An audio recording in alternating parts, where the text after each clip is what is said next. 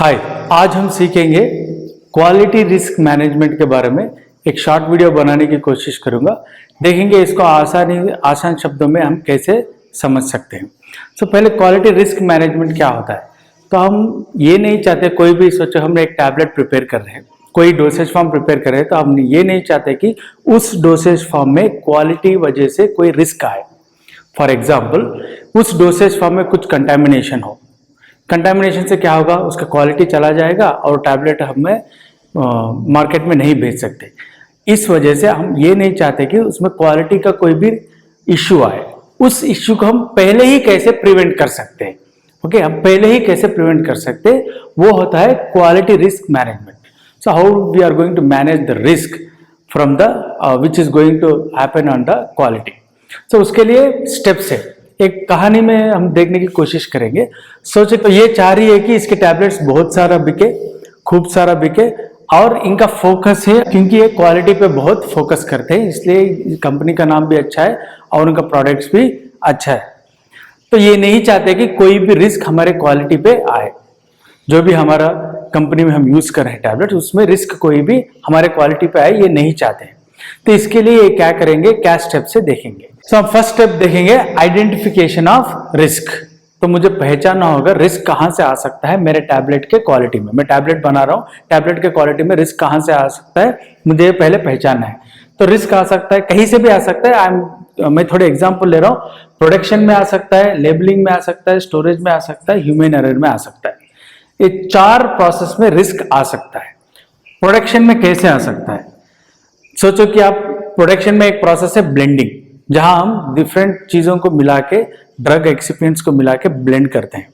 Blend करने के बाद जो भी ब्लेंडिंग इंस्ट्रूमेंट यूज किए हैं, अगर उस इंस्ट्रूमेंट को हम क्लीन नहीं किए नेक्स्ट बैच के लिए, तो क्या हो जाएगा, क्रॉस कंटेमिनेशन हो जाएगा या कंटेमिनेशन हो जाएगा। इस बैच के जो भी इंग्रेडिएंट्स है नेक्स्ट बैच में चले जाएंगे। हम नहीं चाहते कि वो हो, क्योंकि ये बैच में मैं पैरासिटामोल बना रहा हूँ, दूसरे बैच में मैं दूसरा ड्रग ले रहा हूँ। मैं नहीं चाहता ये दोनों ड्रग मिक्स हो जाए। उसके लिए क्या करना है, मुझे वॉशिंग, जो भी क्लीनिंग प्रोसेस है प्रोडक्शन में, उस क्लीनिंग प्रोसेस को ठीक से करना है। इस प्रकार प्रोडक्शन में मुझे रिस्क आ सकता है। मैं एक एग्जांपल बोल रहा हूँ, बहुत सारे एग्जांपल है। एक एग्जांपल है प्रोडक्शन में मिक्सिंग स्टेज में मुझे रिस्क आ सकता है। Okay, next, labelling and packaging, miss label, not proper packaging, इससे भी मुझे क्वालिटी में रिस्क आ सकता है। स्टोरेज, अगर उसको करेक्ट टेम्परेचर एंड ह्यूमिडिटी में स्टोर नहीं किए, उसके लिए उससे भी उसके क्वालिटी डिटोरिएट होने के चांसेस हैं। Last one is human error, human error से भी रिस्क आ सकता है।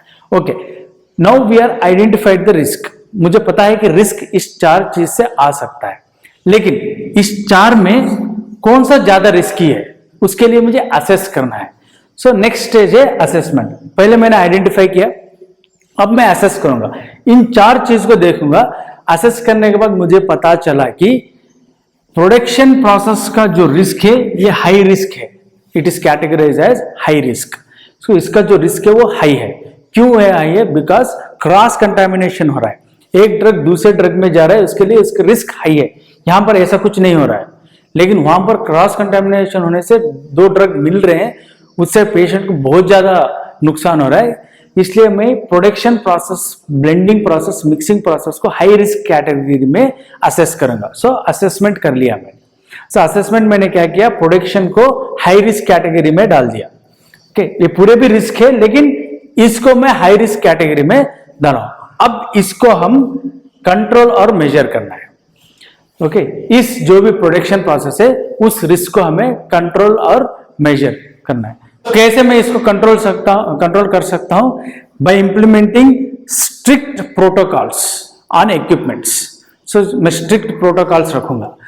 करेक्ट वॉशिंग, जो भी वॉशिंग हो रहा है उसको अच्छी तरह से वॉश करूंगा, क्योंकि मुझे प्रोडक्शन में क्यों रिस्क आ रहा है, चेंज ओवर में रिस्क आ रहा है। एक प्रोडक्ट दूसरे प्रोडक्ट में कंटामिनेशन हो रहा है, इसलिए वॉशिंग में मैं अच्छी यूज करूंगा, स्ट्रिक्ट प्रोटोकॉल्स यूज करूंगा, वॉशिंग जो भी अच्छा करूंगा। और तीसरा, जो भी इंस्ट्रूमेंट लूंगा, हाई फाई इंस्ट्रूमेंट लूंगा। इस प्रकार मैं रिस्क को कंट्रोल और मेजर कर सकता हूं। ओके, मैं क्या करूं, रिस्क को कंट्रोल कैसे कर रहा हूं मैं, by implementing the factors which are affecting the risk. Production में ब्लेंडिंग में मुझे रिस्क आ रहा है, ये हाई रिस्क कैटेगरी में है। सो ब्लेंडिंग में मुझे रिस्क क्यों आ रहा है? क्योंकि कंटामिनेशन होने की वजह से आ रहा है। इसको मैं कैसे कंट्रोल कर सकता हूं? अच्छा प्रोटोकॉल प्रिपेयर करके, दूसरा अच्छा वॉश करवा के, तीसरा एक अच्छा इंस्ट्रूमेंट ले जिसमें वॉशिंग भी अच्छा हो, पूरा अच्छा हो, तो नया इंस्ट्रूमेंट खरीद के कोई भी एक चीज से मैं रिस्क को कंट्रोल करने की कोशिश करूं। नेक्स्ट, ओके, हमने क्या किया? अब रिस्क को कंट्रोल किया और मेजर कर लिया। हमें जो भी ये प्रोसेस हम कंट्रोल और मेजर, 3 प्रोसेस मैंने बोला। मैंने क्या बोला? प्रोटोकॉल अच्छा फॉलो करूंगा, मैं क्लीन करूंगा और मैं अच्छा इंस्ट्रूमेंट, नया इंस्ट्रूमेंट लूंगा। ओके, ये 3 में कोई भी एक हो सकता है। मैंने इंप्लीमेंट किया और मैं सोचा कि ओके, यहां पर क्योंकि मैं तीनों इंप्लीमेंट कर रहा हूं मुझे रिस्क नहीं आएगा, लेकिन इसका प्रूफ क्या है कि रिस्क नहीं आ रहा है? उसके लिए मुझे मॉनिटर और रिव्यू करना है। तो मैं सोचा कि मैं एक नया इंस्ट्रूमेंट लिया, मैं वो इंस्ट्रूमेंट यूज करूंगा ब्लेंडिंग के लिए और उसको क्लीन करने के बाद फिर टेस्ट करूंगा। क्लीनिंग प्रोसीजर के बाद फिर जाके टेस्ट करूंगा कि कहीं प्रीवियस ड्रग उसमें लेफ्ट ओवर है कि नहीं। जो भी मैं अभी एक ड्रग यूज करके जो भी ब्लेंड किया हूं, क्लीन करने के बाद वो ड्रग उसमें है कि नहीं, ट्रेस है कि नहीं, मैं टेस्ट करूंगा। अगर ट्रेस नहीं है, मतलब जो भी मैं इंप्लीमेंट किया हूं रिस्क कंट्रोल करने के लिए, मिक्सिंग का रिस्क जो भी कंट्रोल करने के लिए, वो अच्छे तरह से वर्क कर रहा है। उसके लिए आपको मॉनिटर और रिव्यू करना है। जो भी प्रोसेस आप इंप्लीमेंट करे हुए उसको आप मॉनिटर और रिव्यू करना है। ऐसे नहीं छोड़ देना कि अच्छा मैंने कर लिया, हो गया, वो रिस्क नहीं है। ऐसा नहीं है, आपको कंपलसरी मॉनिटर और रिव्यू करना ही होगा। हर स्टेज में उसको मॉनिटर और रिव्यू करना होगा। लास्ट स्टेज है डॉक्यूमेंटेशन। जो भी आप प्रोसेस किए हो, इस प्रोसेस को डॉक्यूमेंट करो। डॉक्यूमेंटेशन क्यों चाहिए? अगर आपका इंस्पेक्शन हो रहा है यूएसएफडीए से, या कोई आके आपको इंस्पेक्ट कर रहा है आपका परमिसेस, तब क्या होगा? आप ये डॉक्यूमेंट उनको दिखा सकते हो, बोल सकते हो देखो हम क्यूआरएम फॉलो कर रहे हैं, ऐसे ऐसे हमें रिस्क को आइडेंटिफाई किया और उसको एलिमिनेट कर दिया। तो डॉक्यूमेंट देख के उनको है ना बहुत अच्छा इंप्रेशन आएगा। वो सोचेंगे ओके, ये लोग क्वालिटी के ऊपर बहुत ध्यान दे रहे हैं। इसके लिए क्या होगा? आपको उस प्लांट को यूएसएफडीए अप्रूवल मिल जाएगा। इसके लिए हमें डॉक्यूमेंटेशन प्रोसेस करना होगा। ये होता है क्वालिटी रिस्क मैनेजमेंट कि रिस्क को कैसे हम मैनेज कर सकते हैं। Okay, I hope you understand. Thank you.